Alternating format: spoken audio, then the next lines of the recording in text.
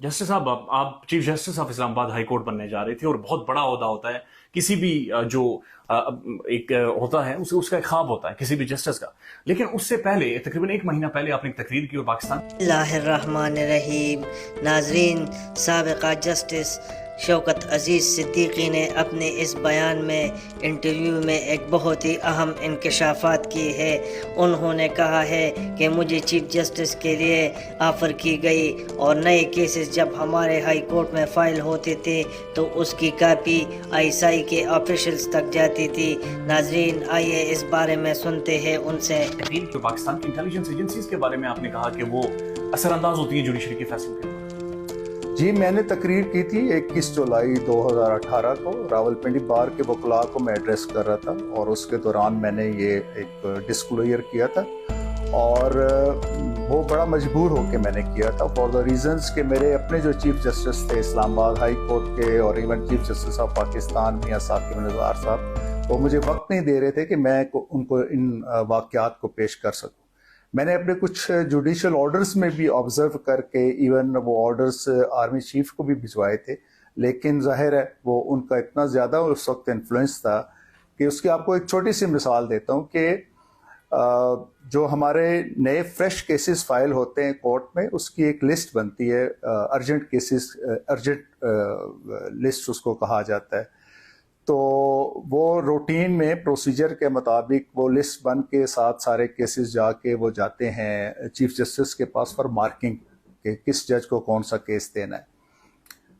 हमारे chief justice साहब के पास वो लिस्ट बाद में पहुंचती थी, और पहले वो आईएसआई के ऑफिशियल्स के पास उस लिस्ट की कॉपी हुआ करती थी।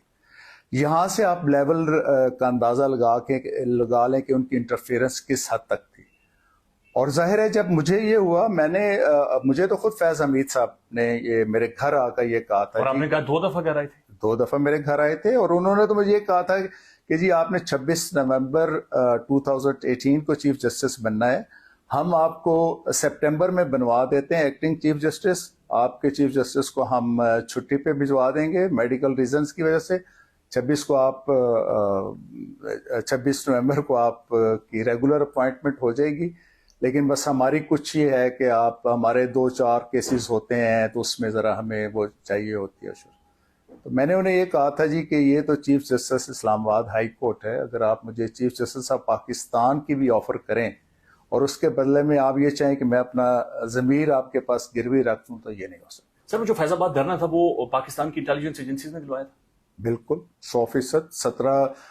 2017 वाला जो फैजाबाद पे हुआ था, और उसमें उसके हैंडलर जो थे वो फैज हमीद साहब थे और साथ उनकी टीम थी। मकासद क्या थे?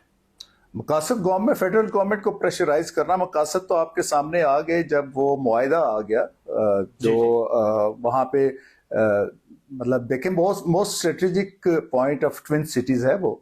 वहाँ से आपका सारा निज़ाम रुक गया, पूरे 2 शहरों के लोगों की ज़िंदगी जो है वो जीरन हो गई। और जब वो मुआहिदा हुआ तो ये देखें पूरी दुनिया में, इवन अफ्रीकन कंट्रीज में भी शायद ऐसे नहीं होता कि जो प्रोटेस्ट करने वाले लोग हैं उनके और वफाकी हुकूमत के दरमियान कोई मुआहिदा हो और उसमें फौज जो है वो जामन बन जाए। आज की जो जुडिशरी है, जो इमरान खान के हवाले से हो रहा है, जो इकदाम हो रहे हैं बहुत सारे, इमरान खान को भी कानूनी प्रोसेस में उलझाने की कोशिश की जा रही है, आप समझते हैं कि एस्टेब्लिशमेंट का इसके ऊपर असर रसूख है? देखिए, अभी मेरे पास कोई ऐसी एविडेंस नहीं आई कि 29 नवंबर 2022 के बाद कोई ऐसा एपिसोड हुआ हो। और बज़ाहिर जिस तरह के हालात जिस रुख पे चल रहे हैं, जिस तरह चीज़ें सामने आ रही हैं, मेरा नहीं ख्याल कि कोई फ़िलहाल उनकी तरफ से कोई इस तरह का कोई इन्फ्लुएंस उनको किया जा रहा है जुडिशरी को, या कोई ऐसी अटेम्प्ट हुई है। वरना आई नो माई जुडिशरी। नाजरीन, जस्टिस शौकत अजीज़ सिद्दीकी ने अब अरशद शरीफ शहीद का केस लड़ने का ऐलान किया है। अल्लाह ताला इनको फतह फरमाए इनमें।